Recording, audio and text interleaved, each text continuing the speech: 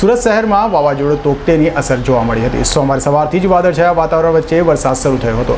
જોકે બપોર પછી કેટલાક વિસ્તારમાં વરસાદ વધ્યો હતો અને સરેરાશ 1 ઇંચ જેટલો વરસાદ પડ્યો હતો। મોટાભાગના વિસ્તારોમાં ભારે પવન સાથે વરસાદને લઈ રસ્તાઓ પાણી થઈ ગયા હતા। સુરતમાં રાત્રિ સમયે 66 કિલોમીટરની પ્રતિ કલાકની ઝડપે ફૂંકાયેલો પવન દિવસ દરમિયાન 80 થી 90 કિલોમીટર સુધી ફૂંકાયો હતો।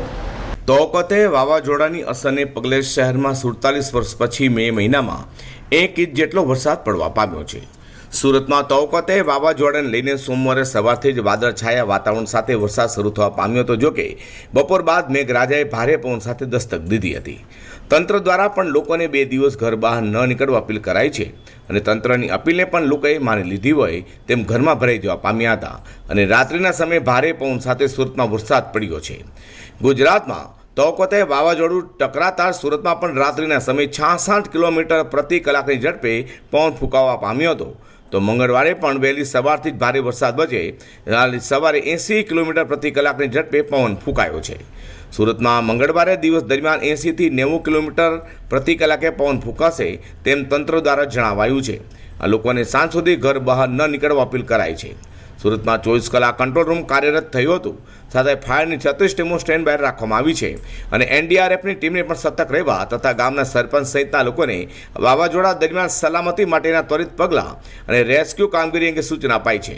સાંભળો સવારે સુરત મહાનગરપાલિકા કમિશનર બંછાનિધિ પાણી સાહેબે શું કહ્યું, સુરતીઓને શું અપીલ કરી હતી તે આપણે નિહાળીએ।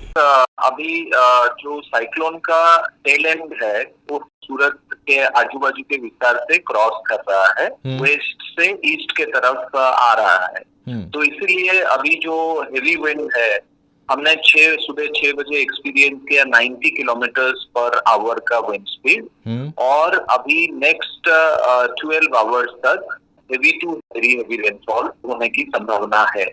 जो विंड है वो भी अगले 8 घंटे तक रहने वाला है। तो मेरा सूरत के शहरीजनों को ये रिक्वेस्ट है कि हमको ये સુરતમાં તો વખતે વાવાઝોડાને લઈને મે મહિનામાં તાપમાનમાં ઘટાડો જોવા મળ્યો હતો અને સોમવારે 6 ડિગ્રીના ઘટાડા બાદ મંગળવારે હજુ વધુ 2 થી 3 ડિગ્રી જેટલું તાપમાન ઘટી ગયું, જેને લઈને ગરમી અને બફારાથી શહેરીજનોને રાહત થવા પામી છે।